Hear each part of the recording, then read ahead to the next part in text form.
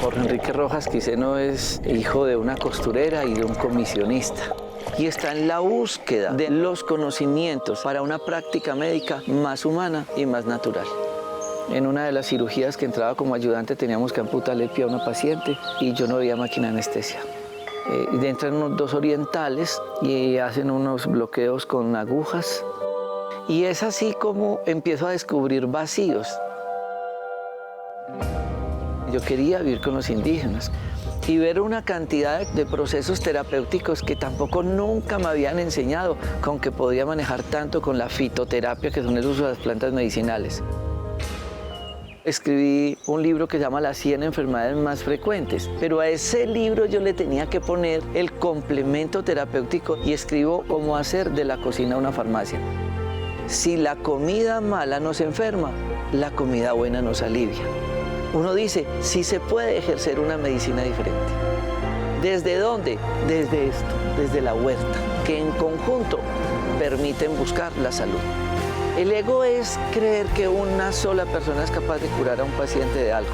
Nosotros en los parques de la salud tratamos de hacer una consulta integrativa, donde un médico puede hacer la historia clínica, pero es evaluada por 10. Empiezo a estudiar la nutrición y a descubrir cómo podría enfrentarme a tantas enfermedades sin un peso en el bolsillo, pero en una finca o en un supermercado. En la medicina uno debería actuar en grupo.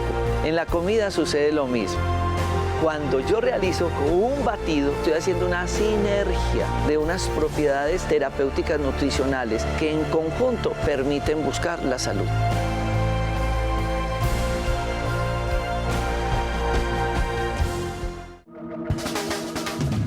Discovery Home and Health presenta Tu cocina, tu medicina.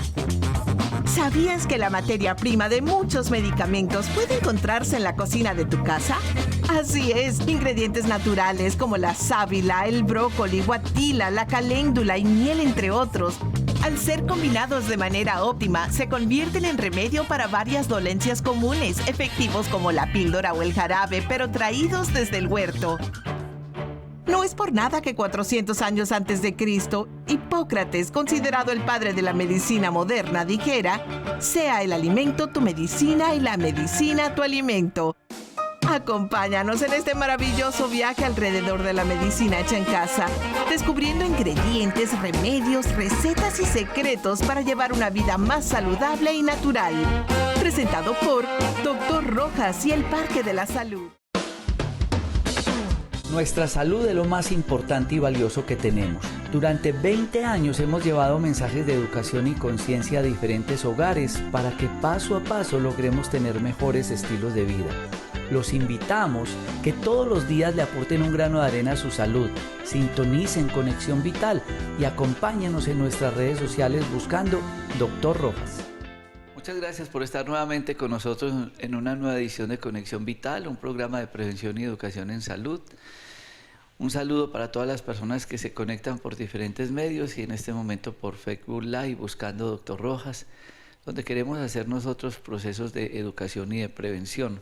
En ningún momento queremos reemplazar una consulta médica. Y para mí es motivo de alegría poder compartir casos clínicos. Acá tengo resúmenes de historias clínicas de esos pacientes que nos llegan y nos enseñan mucho para el proceso de la prevención. Y hoy estaré compartiendo este espacio con el doctor Alejandro Mejía. Él es médico cirujano, especialista en ginecología y obstetricia y también especialista en cirugía plástica.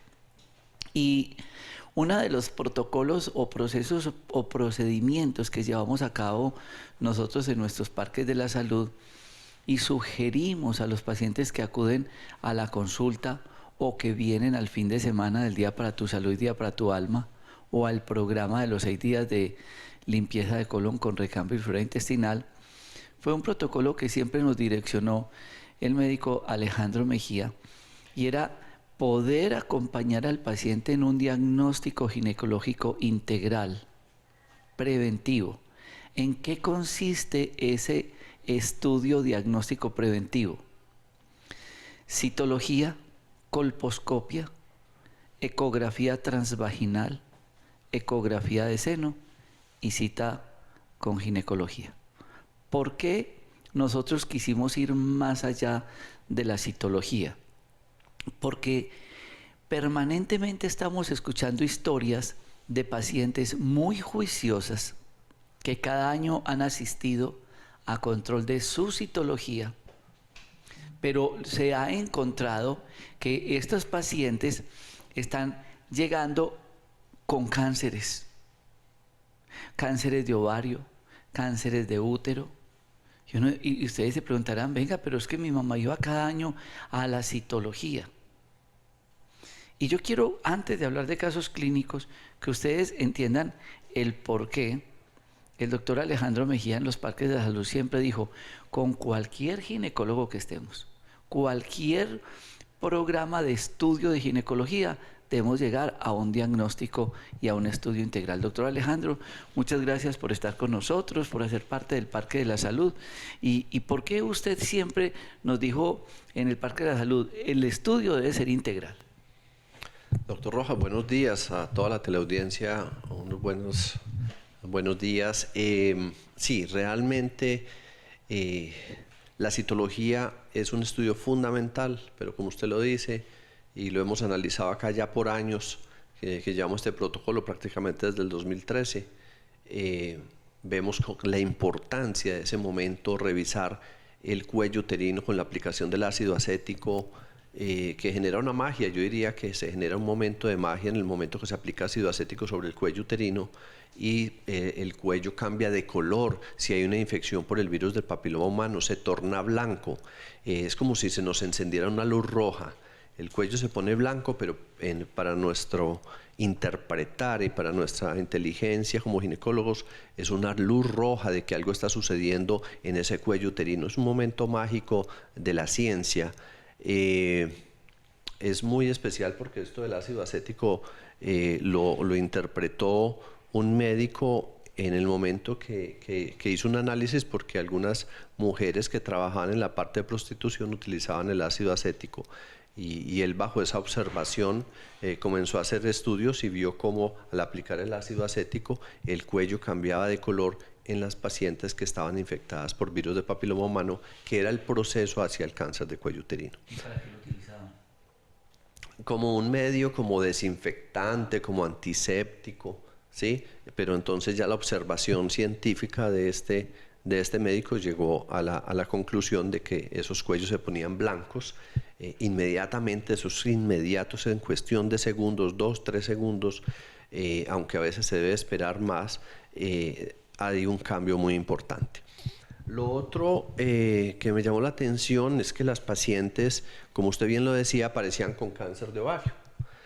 Anecdóticamente, yo tenía una tía que era, digamos, la de más capacidad económica de la familia, y por circunstancias de la vida, alguna vez fui a pasar unas vacaciones y en ese momento ella iba a un ginecólogo de la clínica Santa Fe en Bogotá, muy buenos ginecólogos, y de pronto apareció con una masa en el ovario y pues me llamó la atención, o sea, y salió con un cáncer de ovario mi tía. Y obviamente pasó por todos los procesos de quimioterapia y terminó falleciendo. En ese momento yo apenas estaba comenzando los estudios de ginecología y eso me impactó bastante, y decidí que definitivamente, más allá de la citología, la paciente también se debería hacer un estudio de observación de sus ovarios y su endometrio para que no sucedieran, digamos, este tipo de cambios y que no se pudieran detectar a tiempo. Y por esto implementamos la ecografía transvaginal como parte rutinaria del examen de la paciente. Hay que mirar los pacientes como únicos. Los programas de salud funcionan como para toda una población.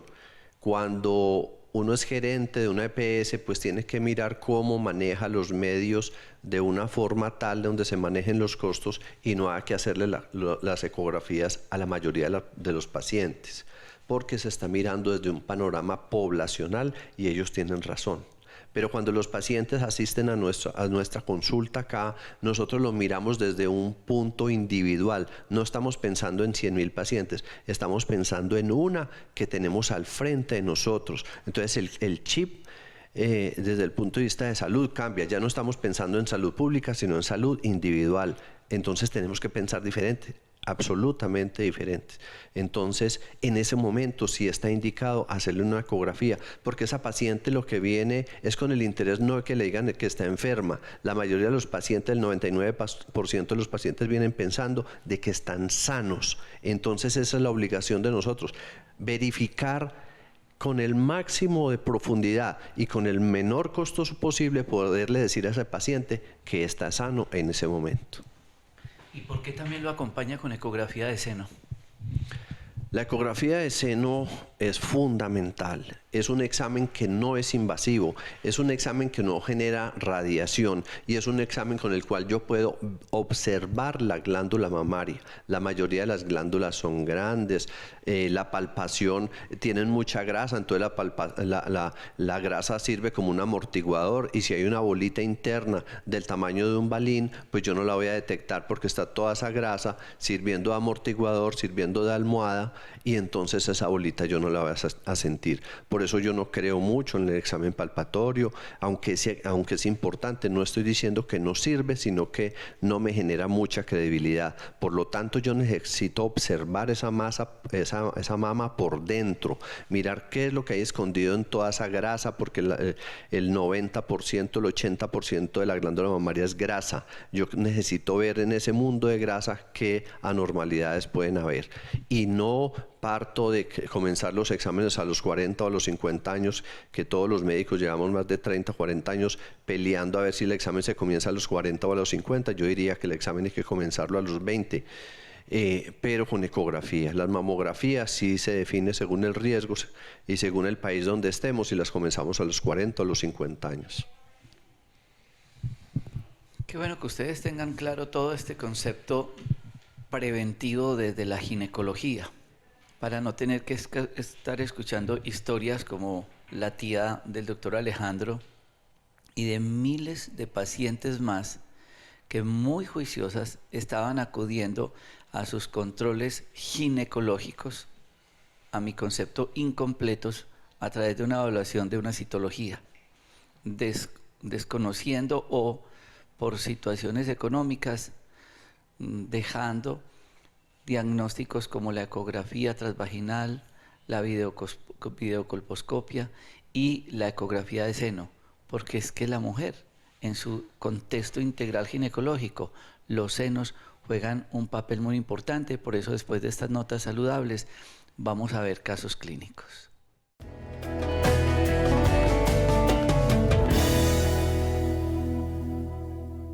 Quiero iniciar con esta obra del maestro Alonso Loaiza, una persona que nos ha decorado también mucho nuestros parques de la salud, ese tema tan importante que acaba de mencionar el doctor Alejandro Mejía, el seno. Pero ¿por qué la mamá y el hijo? Porque ¿quién va a querer ver a la mamá mal? ¿Quién va a querer ver a su esposa, a su hermana, a su tía mamá en un proceso de cáncer que se pudo haber prevenido a través de un buen examen? Y por eso, cuando una persona viene acá y quiere una ecografía, nosotros le decimos, no, se la hacemos desde el cuello hasta los genitales. Que es que me mandaron una ecografía de los riñones. Nosotros sabemos que esto está incompleto. Y lo mismo una persona que viene y quiere hacerse una citología. Perdónenme la expresión, y yo lo digo desde mi corazón, pierden la empelotada. Yo apoyo y estoy de acuerdo con ese proyecto que desde hace 7 años el doctor Alejandro llega al Parque de la Salud y dijo, listo, yo hago parte del equipo, pero el proyecto, yo como médico ginecólogo desde la prevención, a todos los pacientes le vamos a hacer un examen de citología, videocolposcopia, ecografía transvaginal, examen de seno con ecografía y cita ginecológica. Ah, no, eso ya sí es un examen completo. Porque yo les aseguro que si ustedes llevan el carro a la revisión técnico-mecánica y al SOA y todo eso, y a un chequeo mecánico, le revisaron una llanta, ustedes salen muy tristes. ¿Por qué en el carro sí lo entendemos? ¿Y por qué no hacemos un poco de inversión más en la prevención? Manejar un cáncer es muy costoso, prevenirlo es mucho más fácil. La gente dice que es que la salud es muy costosa. no es costosa, porque miren, todo ese paquete que yo les digo vale 195.000 pesos.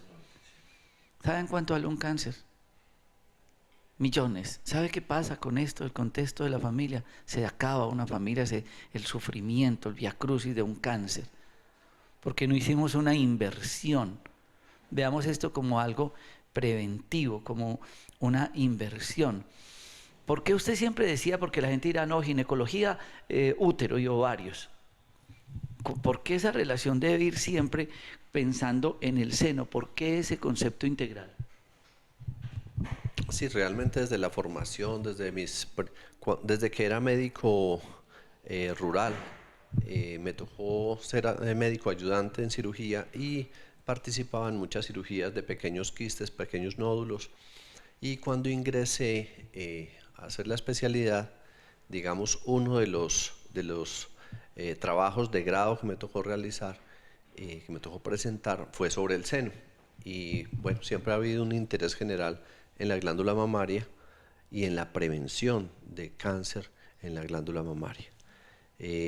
Posteriormente que me compré mi primer ecógrafo, en ese momento solamente lo pude comprar con los primeros 2 transductores, el transvaginal y el de abdomen, pero inmediatamente comencé a hacer estas consultas particulares y pude reunir un dinero, entonces compré, estamos hablando del 2003, 2004, compré entonces ya el transductor para seno porque es específico. Hay que comprar, si uno tiene el ecógrafo, tiene que comprar un transductor que es de tejidos blandos y solamente, digamos, en el campo de la ginecología va a servir para el seno. Con ese transductor no se puede hacer otra ecografía diferente, digamos, en el campo de la ginecología, sino solamente el del seno. Bueno, entonces, en ese orden de ideas, yo les quiero contar un caso clínico. Oigan, pues, con ese caso clínico que queremos que todos ustedes tengan presente. Paciente con 43 añitos.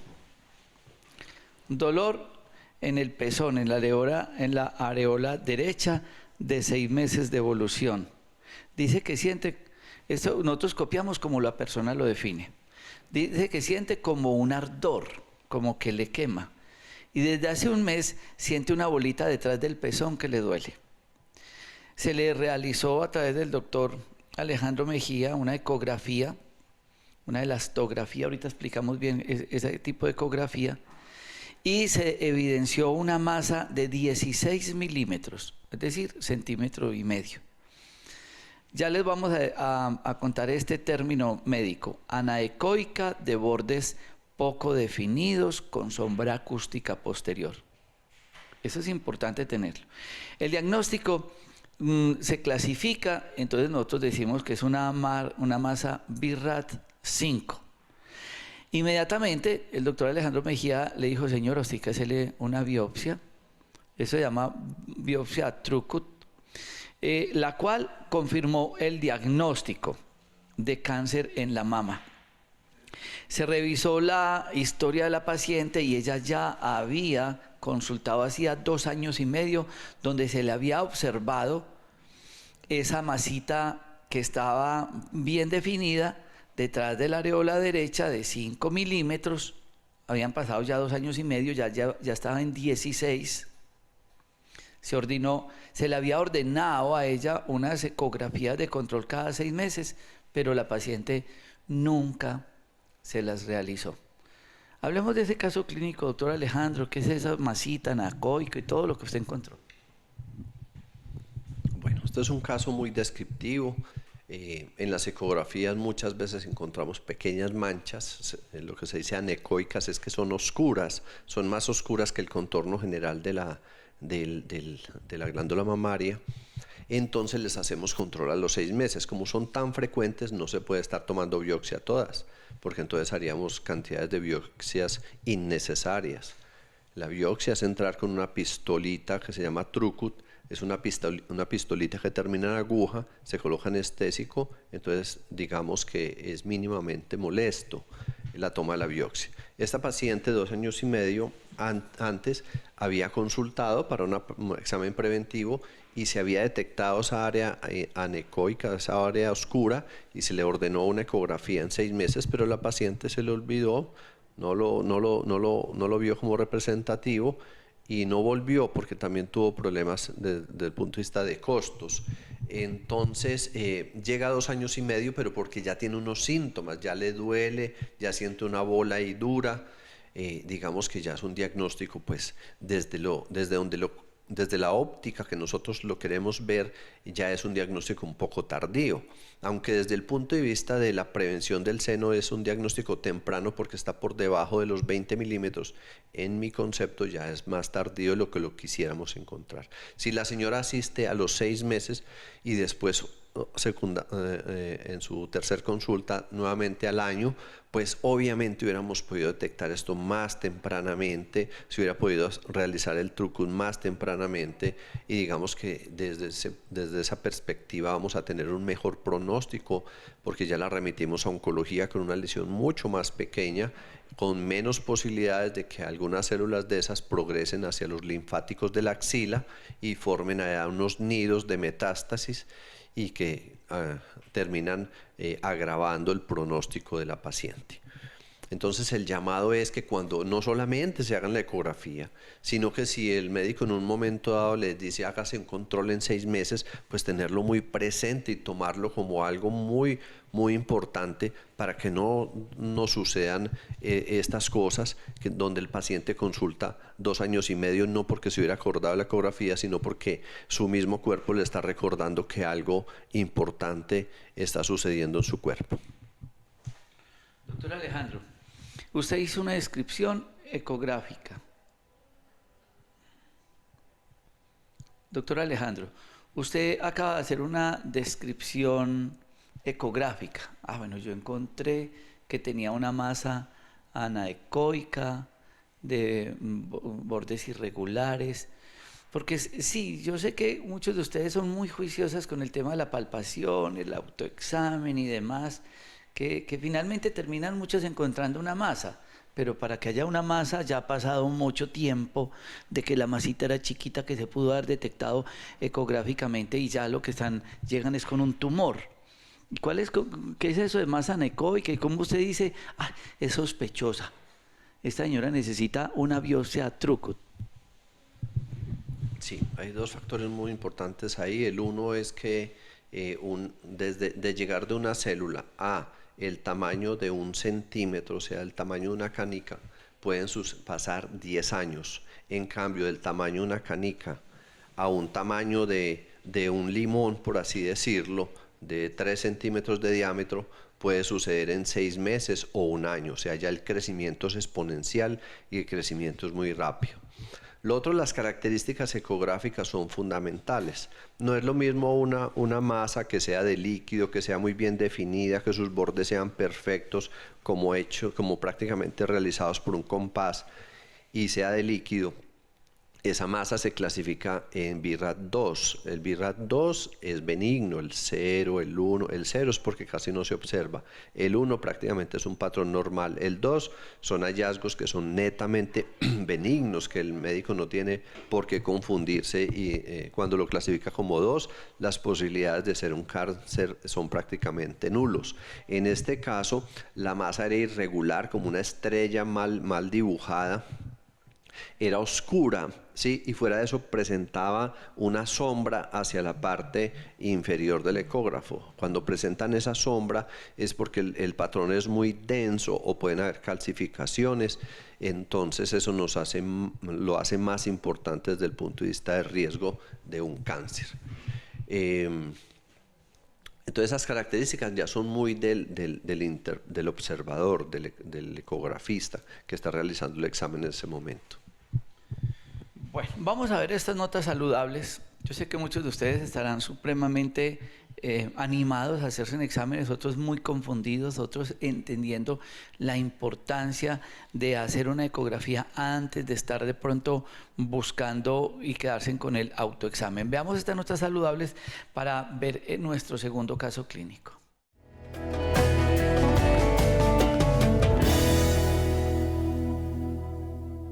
Bueno, les queremos compartir otro caso clínico. Saben que yo siempre he dicho que el Parque de la Salud para nosotros se nos convirtió como una universidad porque son ustedes los pacientes los que nos enseñan. y aprendemos y compartimos casos clínicos.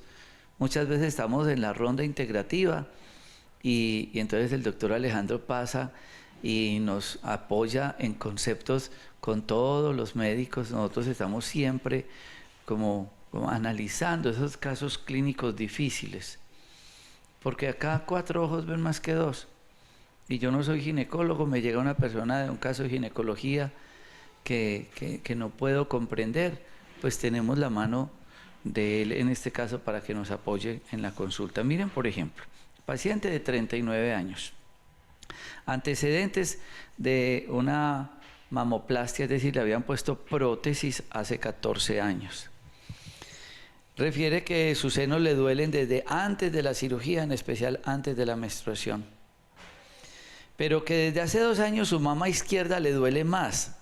Además, desde hace 1 año la siente más dura y que su pezón está mirando hacia abajo y el derecho ella lo ve normal. Es una deformidad. Al examen observó una depresión anatómica de la mama izquierda, la prótesis se observa levantada y el pezón mira hacia abajo. A la palpación el tono es más duro que la derecha.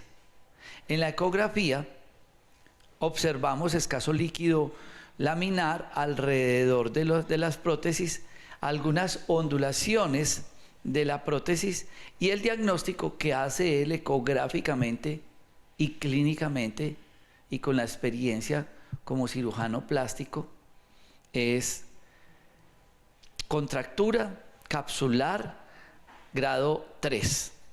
¿Qué es lo que pasa? Hablemos un poco de tantas personas que tienen prótesis y empiezan a ver cambios anatómicos en los senos. Sí, realmente la cirugía de prótesis mamaria es una de las cirugías más frecuentes en cirugía plástica estética.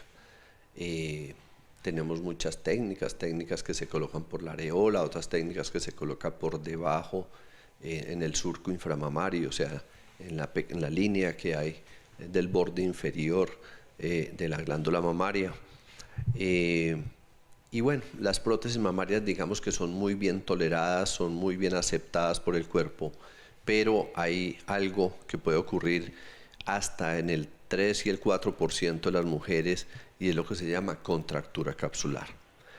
Y la contractura capsular pues está muy bien definida en este caso clínico, que es un caso como de libro, donde la paciente comienza con dolor del seno y de pronto el seno va teniendo unos pequeños cambios muy lentos. Eso ocurre con el tiempo, a veces ellas ni se dan cuenta y cuando de pronto van al médico, el médico siente que un seno es más duro que el otro y que ha cambiado un poco la forma con relación a la otra. Por ejemplo, en este caso, la prótesis iba hacia arriba y el pezón iba hacia abajo.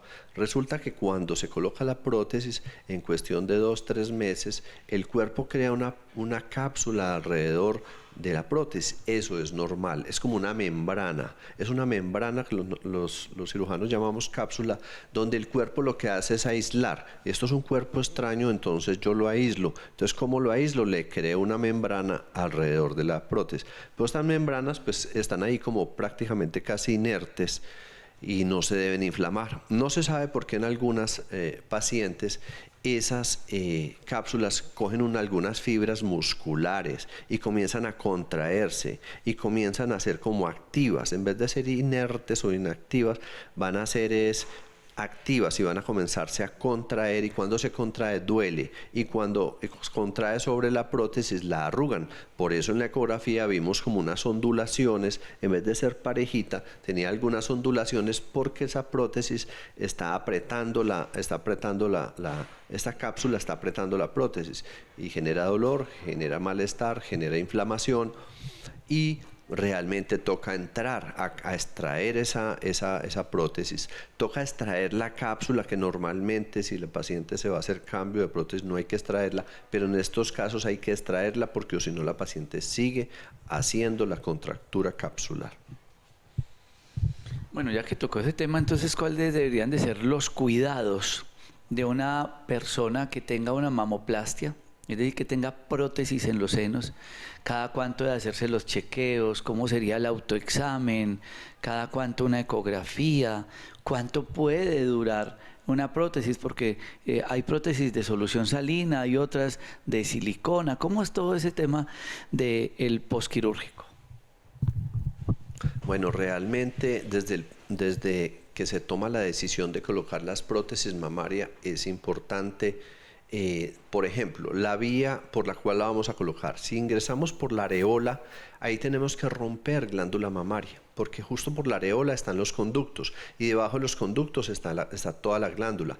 Los conductos por lo general tienen bacterias como estreptococo y una que es muy importante que es el estafilococo. Pareciera que estas bacterias que se encuentran en los conductos y en la primera parte de la glándula pueden estar relacionadas con la contractura capsular. Cuando se hace la incisión más baja, que se llama la incisión en el surco mamario, que no es en la areola sino acá abajito, queda escondida, no se queda viendo. Digamos que la cirugía es más segura. Esa es una cirugía que yo realizo mucho. La de la areola la he realizado muy pocas veces y digamos que en la casuística mía, si en más de 12 o 15 años, si tengo una contractura, no tengo dos. Debería tener más, porque si fueran por la areola alcanzarían casi el 4%, o sea que de cada 100 operadas me aparecerían 4 contracturas, pero en cientos y cientos de pacientes solamente he tenido una contractura capsular. Entonces, pero la técnica es porque no es por la areola. Cuando ingresa por la areola va a haber mayor riesgo de contractura capsular.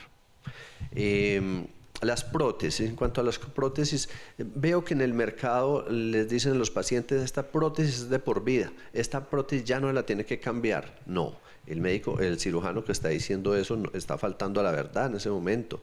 Las prótesis están autorizadas por la FDA y por el INVIMA por 10 años.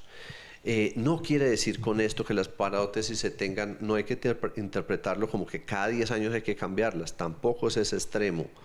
Pero si una paciente presenta síntomas, presenta cambios ecográficos, posiblemente haya que entrar a cambiar las prótesis. Y algo fundamental es que las pacientes anualmente se deben hacer, es que las que no tienen prótesis también lo deben de hacer, es hacerse anualmente una ecografía del seno, un examen con el médico y también la ecografía para observar cómo está la prótesis, cómo está la cápsula, que no haya ese líquido que observamos, que es el líquido perilaminar, que ya nos está hablando de un proceso inflamatorio serio, que no hayan esas arrugas, porque esas arrugas nos pueden estar hablando o que la prótesis está estallando y está botando su silicona, o que hay una contractura de la cápsula y me está arrugando la prótesis. Entonces todos estos datos son importantes y a la mera palpación recordemos que ese cojín de grasa actúa como almohada y no va a permitir que el médico pueda saber cómo está el estado de la prótesis. Por lo tanto, necesitamos una ecografía en estas pacientes. Bueno, vamos a ir a estas notas saludables porque tenemos muchas preguntas que son de lo cotidiano, que ustedes hacen referente a toda la parte ginecológica. Y ustedes mirarán, ven, empezaron a hablar de todo el examen preventivo ginecológico, pero ahora están hablando de seno. Es que el seno hace parte del examen ginecológico de la mujer. Por eso siempre insistimos. Un examen de mujer ginecológico debe ser completo, además de citología, videocolposcopia, ecografía transvaginal, examen de seno. Porque es que estamos invadidos o de cánceres de útero ginecológicos o de cáncer de seno. Y la idea nuestra con estos programas y con el programa que tenemos en los parques de la salud desde el diagnóstico preventivo ginecológico es integrar esa evaluación. Veamos estos exámenes estas notas saludables para poder continuar con estas preguntas.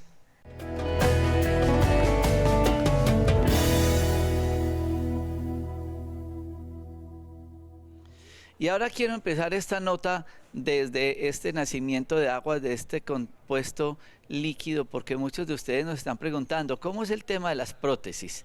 Ay, es que hay prótesis de solución salina, hay de silicona, ¿cuál es la mejor? El caso clínico que veíamos ahora fue porque la prótesis de esta paciente tan joven era de uno u otro componente. ¿Cómo es ese tema y cuántos años pueden durar, doctor Alejandro Mejía? Sí, realmente tenemos estos dos tipos de material para las prótesis. Unas son de silicona y las otras son de solución salina, pero la cobertura de la de solución salina, porque la solución salina pues no es más que el agua con el cloruro de sodio con sal. Pues esta solución está interna, pero la capa externa pues es de silicona. Entonces, de todas maneras, el contacto directo del cuerpo con estas siliconas puede ser la que da una reacción a largo plazo. En la mayoría de las pacientes no sucede, pero en las que sucede es donde puede suceder entonces ese rechazo, por así decirlo, donde ocurre la contractura capsular, un engrosamiento de la cápsula y un dolor que se hace prácticamente permanente cuando pasa al estado 2 y 3, es un dolor permanente y una deformidad de esto. ¿Cuál es mejor? Bueno, hay unas que tienen ventajas, todas tienen unas ventajas y otras desventajas. Las de silicona tienen el problema que si la silicona, si se llega a romper estas cápsulas, que son casi 10 o 12 cápsulas que tiene cada prótesis, no es tan sencillo que se rompan 12 cápsulas al tiempo, pero sucede. Y cuando sale esta silicona, pues esta silicona tiende a irse hacia la parte de la axila, tiende a migrar hacia los ganglios linfáticos y son capturadas por células que son los macrófagos y genera un proceso inflamatorio y hay necesidad de extraer estas porciones de silicona que a veces están muy cerca al plexo braquial, al plexo donde están todos los movimientos, donde está relacionado todos los nervios que manejan el movimiento del miembro superior. La ventaja de la solución salina es que si se llega a regar esta solución salina, el cuerpo la asimila muy fácilmente porque es prácticamente como un suero, como si fuera suero oral o suero intravenoso. Pero estas prótesis tienen unas válvulas y estas válvulas pueden llegar a fallar y si fallan pues digamos que van botando la solución salina poco a poco, gota a gota y puede ir perdiendo volumen esa glándula mamaria. Entonces digamos que no hay... la mayoría de las que se utilizan en Colombia son de silicona, con estas 10 cápsulas protectoras, son gel cohesivo o ultracohesivo que en caso de ruptura no se va a regar, por lo general va a permanecer adherido todo el gel. Es parecido a estas plastilinas modernas con las que juegan los niños, que es muy adhesivo, no se forman gotas, entonces digamos que en ese sentido son muy seguras. ¿Y el tiempo? Bueno, el tiempo, en la letra menuda siempre habla de todas las prótesis que son 10 años, que a los 10 años se recomienda su cambio. Obviamente para eso está el médico, para eso está el cirujano, el que hace la ecografía, evalúa si no hay ningún factor como la contractura, como el líquido alrededor de la prótesis, o que la prótesis esté perdiendo volumen, o que se esté arrugando. ¿Sí? Todos estos son factores que nos pueden hacer pensar que hay que cambiar la prótesis. Pero si a los 10 años, 12 años o 15 años vemos que la prótesis permanece en buena posición, no hay líquido inflamatorio, no hay alteraciones estructurales de la prótesis, prácticamente la paciente sigue con su prótesis, ¿sí? Eso sí, con una evaluación anual. Eso le iba a decir, cuando usted hace los procedimientos quirúrgicos de mamoplastia de aumento, usted cita a los pacientes para ese control ecográfico, que yo sé que siempre lo hace también con la parte ginecológica, porque siempre fue la persona que nos dijo el paquete ginecológico debe ser integral de citología, colposcopia, ecografía transvaginal, de seno y evaluación con especialista, porque a eso es lo que tienen que llegar todos ustedes y esposos y novios, por favor, tenemos que ayudarle a nuestras parejas que tengan un examen completo para que después no estemos lamentándonos por no haber invertido un dinero preventivo y después tener que vender la casa para hacer un tratamiento, que es lo que no queremos llegar. ¿Usted le hace cada cuánto el control postquirúrgico y ecográfico a estas pacientes de cirugía de seno? Sí, realmente la cirugía de seno, mamoplastia aumento o cuando se realiza mastopexia, que tienen más cicatrices porque hay que hacer un proceso de levantamiento, se controlan a los 3 días, a la semana nuevamente, y ya se hacen unos controles por ahí cada 2 semanas, pero ya terminado, digamos, el posoperatorio, que la paciente está bien cicatrizada y que todo salió perfecto, hacemos ecografía anual. Se recomienda, si la paciente se va para el exterior, debe consultar allá y debe hacerse su ecografía. En el mismo consentimiento se le recuerda al paciente que la ecografía es fundamental y que debe ser anual. Bueno, para ir a estas notas comerciales y a estas notas saludables, queremos que ustedes estén muy atentos a una pregunta muy frecuente que nos hacen, y es ¿cómo hacer para que los senos no se nos caigan tan rápido?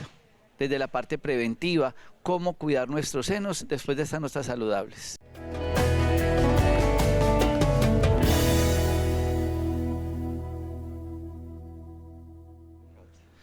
Otra de las inquietudes que ustedes tienen, porque nos queremos cuidar definitivamente, y la preocupación es que se me están como cayendo los senos, se están perdiendo la fuerza. Otras dicen, no, pues es que yo ni quisiera lactar para no perder la anatomía de mis senos. ¿Cómo hacer en esa parte de cuidado, doctor Alejandro? Y en el caso de aquellas que ya han lactado y sus senos cambian totalmente. Sí, realmente el análisis de por qué se caen los senos es bien interesante. El primer factor es genético, ¿no? O sea que las mujeres que tienen una gran caída del seno, si vemos su madre o si vemos algunas de sus tías, pueden tener este patrón. ¿Qué es lo que me mantiene el seno en una buena posición? Están los ligamentos, que se llaman los ligamentos de Cooper, que están por debajo, son como una red de ligamentos que están por debajo de la piel y nos ayudan a mantener esa piel en forma elevada. Lo otro es la característica de la piel. Las señoras que tienen mucha tosis o caída del seno, la piel es muy delgada, algunas se va volviendo como una piel casi tipo papelillo. Son muy delgadas por el contenido colágeno que hay en esta piel y por el contenido de colágeno y elastina que haya en los ligamentos de Cooper. Por eso, lo primero, no aumentar mucho de peso. En la medida que aumentan mucho de peso, entonces el volumen de la glándula mamaria aumenta considerablemente y el peso obviamente va a jugar con la gravedad y vamos a tener una caída del seno. Lo otro, el embarazo también, cuidarse de la excesiva ganancia de peso. Mujeres que ganan 18, 20, 22 kilos, pues va a afectar todos los patrones de salud y también va a afectar el proceso a nivel del peso de la glándula mamaria. La utilización de su sostén, que debe ser un sostén, debe ser unas horas al día y que otras horas debe permanecer sin el sostén, dormir sin el sostén. También es importante porque este movimiento de vaivén en estas fibras colágeno hace que las fibras sean mucho más resistentes. Si todo el tiempo tiene sostén, no hay ese movimiento de vaivén y ese movimiento de vaivén es fundamental en estas fibras de colágeno de los ligamentos. Bueno, consideraciones generales que tienen que ver con el patrón de salud, que es la forma de cómo la paciente se alimenta, la cantidad de proteínas, que sean proteínas de alto valor nutricional, el componente de vitaminas. La vitamina C es fundamental en la formación del colágeno, ciertos aminoácidos de alto valor biológico y fruta, verdura y el ejercicio fundamental en esta parte. Doctor Alejandro, muchas personas dicen, no, es que como yo ya fui donde el cirujano plástico, pues lo relacionan con que esto es perfecto y no hay cicatrices. Algunas quedan con cicatrices, otras no. ¿Cómo manejar esa parte en el posquirúrgico?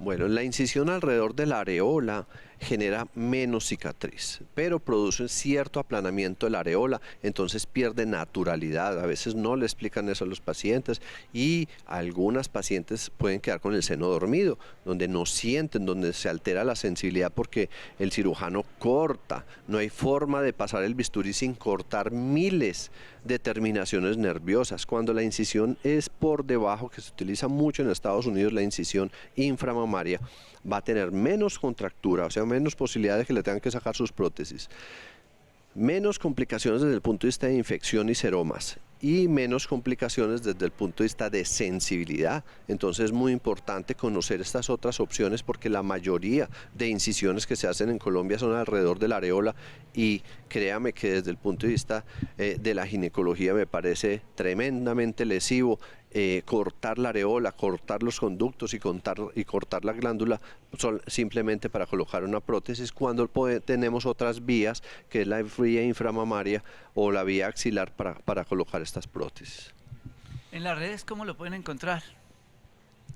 Como Alejandro Mejía, doctor Alejandro Mejía, en Facebook, en Instagram y en el mismo Google. ¿La palabra entera o abreviada, doctor? Doctor Alejandro Mejía. Bueno, para que ustedes tengan la posibilidad de tener ese acompañamiento, ¿por qué hoy yo quería tener un cirujano plástico, pero que también es ginecólogo? Para que ustedes entiendan que es que el cuerpo no lo podemos seguir dividiendo. No, él siempre nos dijo acá, cuando vengan al Parque de la Salud, Jorge, vamos a hacer un programa. Todos los pacientes que vengan acá, vamos a hacer un examen ginecológico integral, completo, preventivo, que no es únicamente citología, no, es con videocolposcopia, con ecografía transvaginal, con ecografía de seno, vista por un especialista y poder tener un concepto muchísimo más profesional, más cercano a la realidad y poder orientarlos a todos ustedes para que entendamos la necesidad de corregir una cirugía, la necesidad de hacer otros exámenes, porque muchos necesitan una biopsia, necesitan una crioterapia, necesitan una biopsia, necesitan cirugía, cantidad de procedimientos con un criterio médico profesional. Ojalá todos ustedes se den esa oportunidad. Doctor Alejandro, muchísimas gracias por estar con nosotros. Cualquier informe también en nuestros parques de la salud para que ustedes se puedan dar esa oportunidad de este diagnóstico ginecológico preventivo para bien de la salud. A todos ustedes, mil gracias. No olviden siempre remisión 6 de la mañana. Felicidades.